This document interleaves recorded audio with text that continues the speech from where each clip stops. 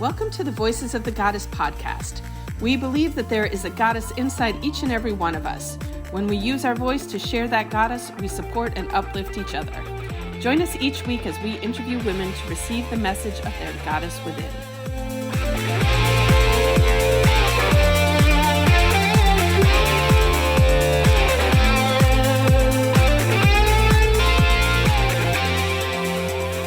Hello, everybody, and welcome to Voices of the Goddess podcast, where we empower, inspire, and uplift women to be the goddesses they were meant to be. I'm your co-host, Julietta, otherwise called the Magical PT. I am here in sunny Fort Lauderdale. Although I'm a Midwesterner girl at heart, I was raised in Wisconsin, and as we're approaching summer here and the weather's getting hotter, I'm missing my homeland more and more. And as I said, I'm a physical therapist, but very much an outside-the-box physical therapist. So much to the extent that some of my clients forget that I'm a physical therapist. And it's because I don't just treat the physical body, the bones and the muscles. I'm also looking at the mind, the spirit, emotions, and how that affects our physical body as well. And in addition to being a podcaster here, I am also a jeweler. I work with crystals because I love the energy and support that Mother Earth gives us through these crystals. And I'm almost always wearing some kind of gemstone on my body, getting the support of Mother Earth. And sometimes I paint, and I don't mention it enough, but I am a fur baby mom. My cat Merlin is the most amazing cat I ever met. And I've had a lot of cats in my life, but Merlin scores on top there. I always tell people he's part dog, part human, and cat, because he possesses behaviors of all of those. So I am joined here by my lovely co-host, Allyson. Hello. Tell our audience who you are. So my name is Allyson Mancini, and I have the amazing privilege and honor of co-hosting this podcast with Julietta. And I am also from the Midwest, grew up in Michigan, but have been in Florida for 29 years now. Oh, yeah. Wow, geez, long time. And yes, I too do not enjoy the summers here, but the rest of the year is beautiful. So we will not complain. We can manage through a few months of heat. Just stay. It's just like when we lived in Michigan and it was freezing cold and snowing, you stayed inside. It's the same here, just the opposite. It's really hot outside, you stay inside. So, but I'm also a human resources manager for an amazing company called the Gold Digger Girl, and a functional nutritionist. And what I love about both of those things, they completely marry together. The fact that I get to take care of all of our amazing staff and our community. I also have a passion to take care of women and know the importance myself, because I've been there, of how when you don't eat well and you don't get the proper nutrition, it really can mess with you and wreak havoc on your life all around. So I'm also a mom to two. I have a 25-year-old and a 22-year-old. I am a fur mom and a fur grandma. So I'm a fur mom of a dog and a fur grandma of a dog and a cat. So I've got them all. And I too just love my fur babies. So that's it. That's it. Oh, and we have a new sponsor. She's incredible. Tell us. Right. Our sponsor, so exciting, is Jewel Toned Interiors. And they are an award-winning women-owned interior design company located here in Fort Lauderdale, Florida. Fort Lauderdale Magazine actually named Jewel Toned Interiors the #1 interior designer in town. They transform lives by the creation of experiential interiors for all people. It's what drives them to produce environments that truly reflect the unique personality of each and every client that they have the pleasure to work with. Just imagine how a strategic work environment can positively impact your bottom line. It has been proven to increase employee productivity and morale while making a lasting impression on customers and new hires. The jewel-toned interior gems, as they call themselves, come from a variety of backgrounds with experiences in many industries, from restaurants and retail to offices and multifamily housing. They are proud to be trusted with something as important as your vision. So let them bring it to life for you. It all starts with an idea. So let them help you consider the possibilities today. Discover more about jewel-toned interiors and what they're capable of at jeweltonedinteriors.com. And we have the amazing pleasure of knowing the owner, Joy Linsky. She's incredible. And she's also been a guest on our show. She has been a guest on our show. She back in our beginning days, she was a guest on our show. And that was actually such a fun interview. I have not laughed that much in a long time. That was great. But she's incredible. The women in her company, the work that they do, we've both had the experience of seeing the work that they've done, being in that space, working with them, getting to know them. And they truly are amazing. If you're looking for an interior designer, she is your girl. Awesome. So we talk about self-care on the show all the time. I mean, it's one of our questions. Yep. And yesterday I went and had some amazing self-care. I had a massage with Marcia, who she's been on our show and she's been a sponsor as well. And it was just one of those, why didn't I do this sooner? It was so what I needed yesterday. My body needed it. My soul needed it. And, it was just a big reminder of the importance of self-care. Well, one of our guests was talking about having like a masseuse that lives out in the guest house. I don't have a guest house, but I do have an extra bedroom. We'll trade for board. And I'm kidding. My husband would kill me. Joking. But maybe not. He'd like the massages just as much. He might. But truly, I know the importance of massage and I too enjoy it. And every time I get one, I say to myself, I need to do this more often. So of that abundance mindset and that thinking, I'm going to be getting massages on a regular basis, at least once a month. I would like every other week. I think that would be ideal. Perfect. Ideal would be every day, but well, okay, and I don't have the time for that. I mean, maybe if I did it right before I went to bed, I don't know. Who knows? I'm just throwing it out there to the universe, Yeah, but you know what I love too? Like someone like Marcia, they're also a bit out of the box massage, right? I mean, they do, that I think that's a really cool thing too, is, I think massage. So I don't know if I ever told you this. My sister was a massage therapist back like in her late 20s. Wow. For a very long time. She was very good. I judge all massages based on hers, because hers is, I love a deep tissue massage and she does an amazing one. So I am always very judgmental of other massages based on those that I used to get from her. But she had a great clientele. She absolutely loved it. But it really has changed. It has changed in good ways. It's evolved in really incredible ways. A lot of massage therapists tie in many more things. Some of them even tie in acupuncture. A lot of them do cupping now. I know Marcia does like a lot of that stuff too. So I think that's cool. Yeah.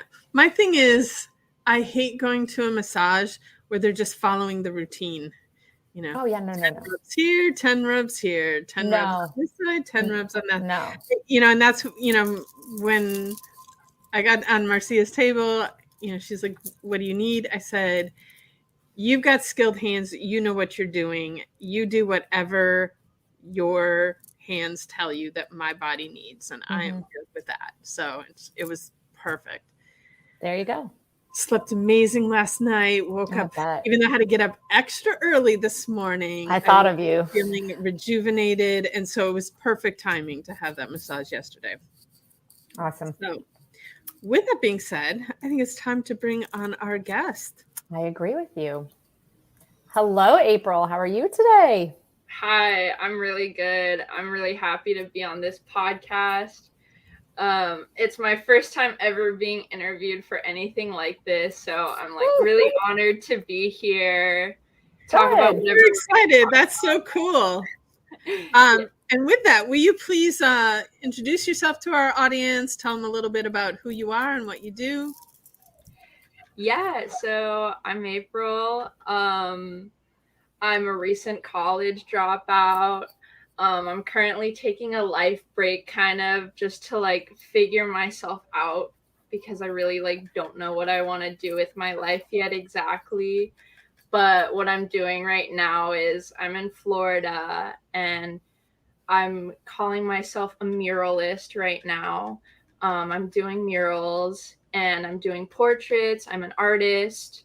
Um, I do commission work for like anything that anyone could possibly want to do artistically. Um, I travel. I've been traveling for the past 2 years, just like around the country in my little Toyota Corolla 98, spending all my time doing that, just jumping around. And then I guess I could talk about my little side hustles. I do a lot of gardening here and there for other people. What else? I'm a yoga instructor. That's a little like, fun fact of mine. It's been like kind of an on hold hustle, but it's there. And yeah. I think that sounds awesome. I think you're at a perfect time of your life to figure out what you're going to do with yourself and take the time to do it. Because so many of us dive right into something right out of college, whether you finish college or not, we just go into working, just, head down and start working. And then you get to the age of like 30 and you're like, what the heck am I doing with myself? Right? Exactly. So, yeah. Good for you. Good for you. Thank you. All right. Well, let's dive into our questions. So our first question for you is, what is one book that you wish every goddess would read and why? Okay, so one of my all-time favorite books that I just recently read is Tale of the Time Being by, I'm pretty sure her name is Ruth Ozeki, something of that sort. And I started reading it in high school and then I kind of like put it off to the side and then I picked it back up a month or two ago. And it's this beautiful like book about, it's like this beautiful novel about like this girl who's like having a really like troubled coming of age time and like how like she finds these little like pockets of beauty in her life. And she writes it all in her journal and she puts it in this little lunchbox. And then this tsunami washes her lunchbox away across the ocean from Japan to the coast of Canada. And the story is about this woman who picks it up and tries to like figure out like what the story is behind it and like where it's coming from. And like, it's a page turner, it's an easy read, but also it just like taught me to like appreciate the present and like everything that we have right here and right now and how like that's all we have basically. That sounds I love that really you bring good. up a novel because so many of the books that come up on the show are, more nonfiction books that would be, in the self-help or, personal development categories. And I think the beauty in that is that all these lessons that we pick up from the nonfiction books, those lessons can be learned in fictional books as well. Absolutely. Yeah. They're inner stories, and that goes a little bit to our book club book of, from last month, Women Who Run with the Wolves. The lessons that she was teaching were lessons that were carried through in stories. And, historically, that's how all information was transferred, was through storytelling. So it's rare that we get a novel brought up as the book recommendation. So really appreciate that. And it sounds very interesting. It does sound really interesting. I know. I was like, I need to add that to my Amazon cart. And even myself, I so rarely allow myself the pleasure of just reading a novel. Yeah, I agree. I don't do it enough either. And I have tons of them. You get busy adulting and you go for The nonfiction. I need more Yeah. fiction in my life. I do. Yeah, I feel like self-help books, it's like whenever I'm picking those up, it just like feels like work to me, and I just like can't do that to myself. I'm like, oh, I have to like learn how to be a better person. Like, yeah, these It's a people. lot of work adulting. Yeah. All We right. allow adulting to be more fun, I think. Yeah, we do. We do. We Yeah, and it can be more fun. absolutely. Agreed. Yeah. Agreed. Okay, so moving on to the next question, I feel like this kind of, it's about taking care of you, is what is your top self-care practice and how does it support you? My top self-care practice, it's a bit of a long one, if I'm being quite honest. Normally, like when I'm just like feeling like the world is weighing down on me and like everyone's like on me, like trying to get something out of me. And like I just feel like, you know, I can't get a break. I turn my phone off. I'm just like, this can wait for like an hour or two. And then I go on like a nice long walk where I shut off my brain. I don't let myself think about any of my responsibilities, which is like, you know, easier for me because I don't have any responsibilities right now.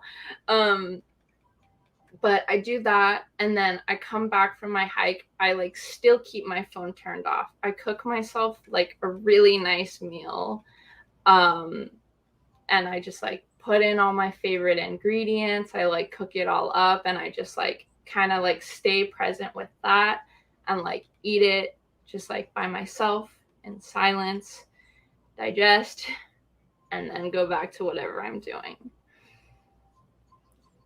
And That's wonderful. Yeah, I'm like, yeah, I need to do more of that. yeah, But you're right. It's we get so, this is a great conversation. We get so tied up in adulting and in all the responsibilities that we have that we don't ever take that time just to do that.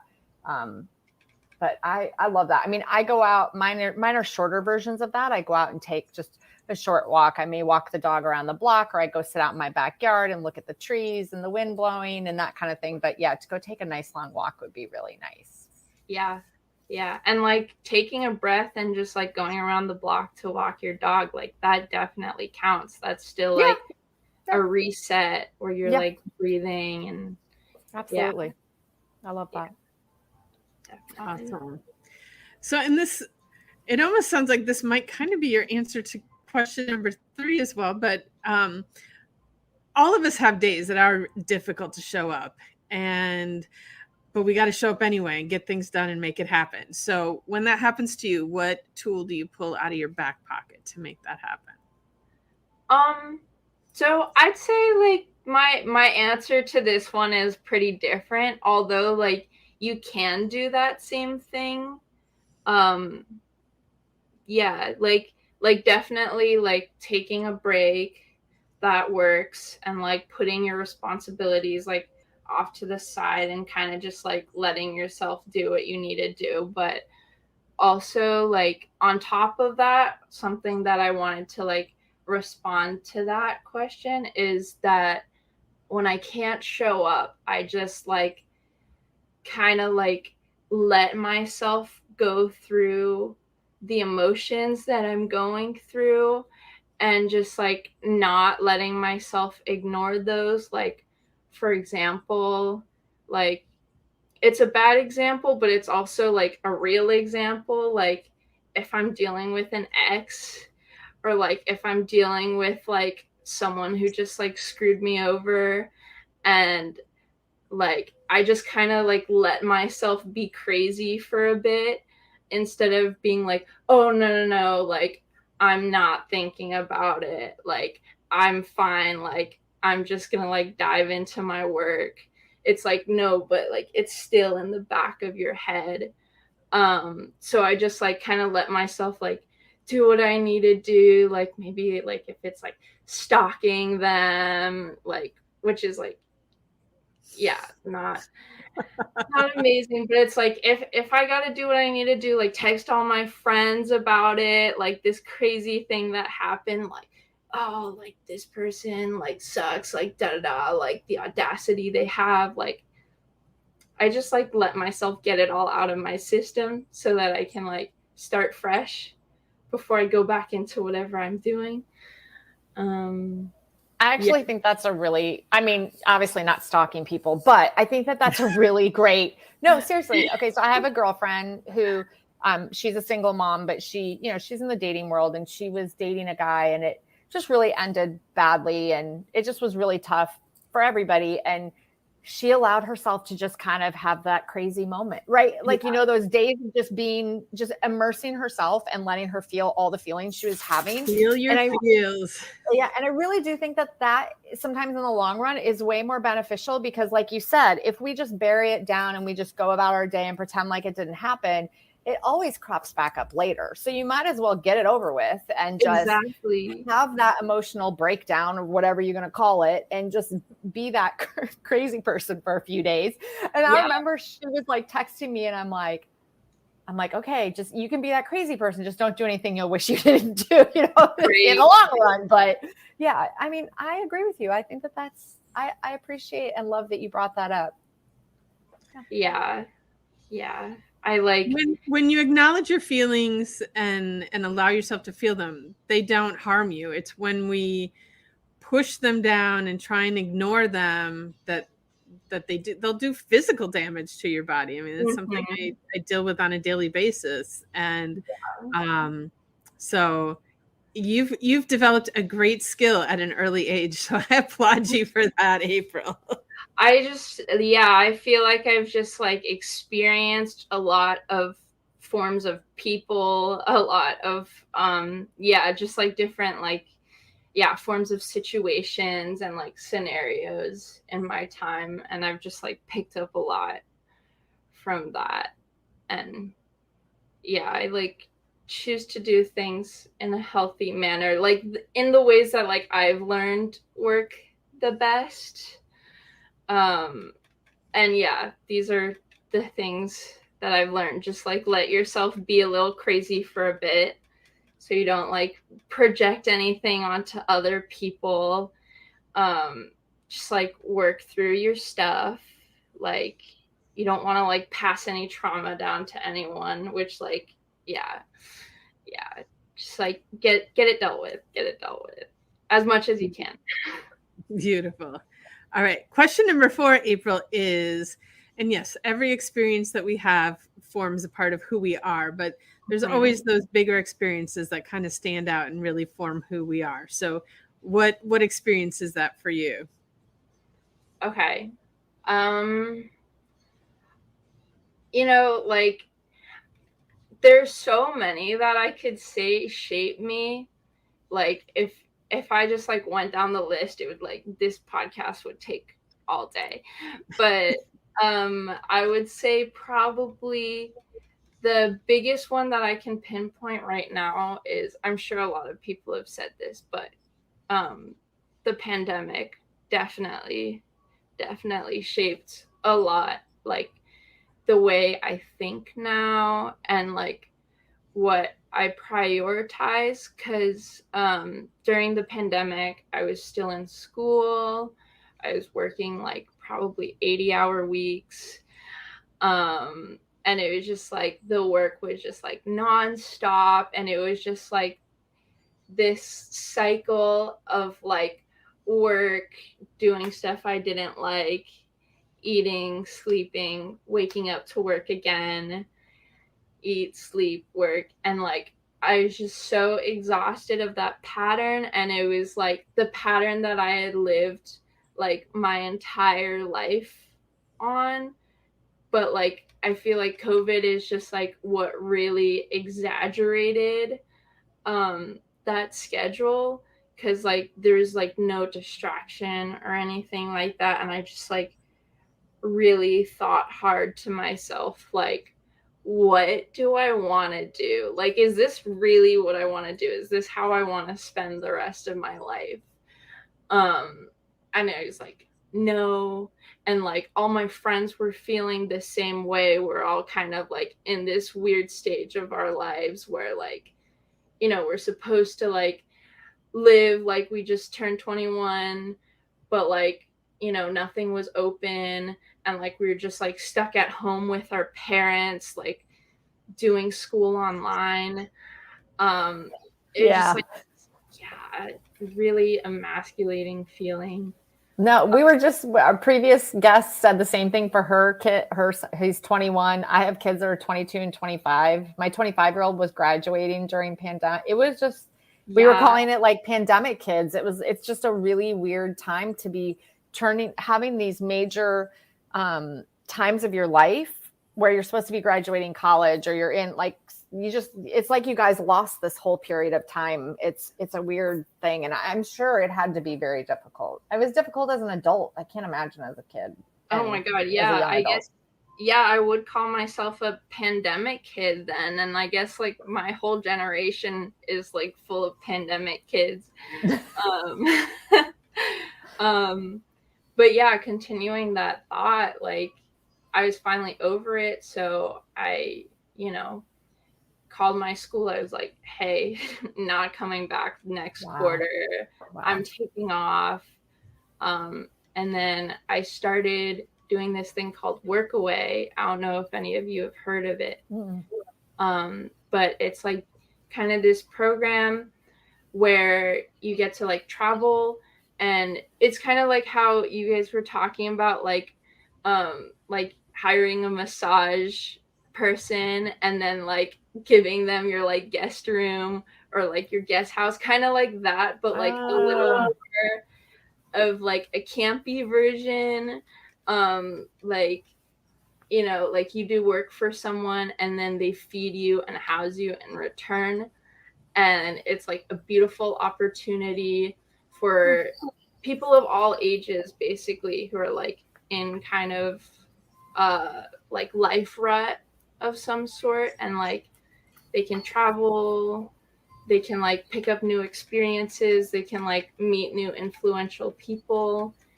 And yeah, and isn't that how you and our producer met? Well, okay, so I used Workaway to go to Alaska to work at the hostel that she stayed at, and I checked her in. That's awesome. Yeah. So that's cool. It's like a cool program. Yeah. Very cool. Yeah. So, but our final question for you is, if there was one thing that you would want our audience to take away from this show, what would it be?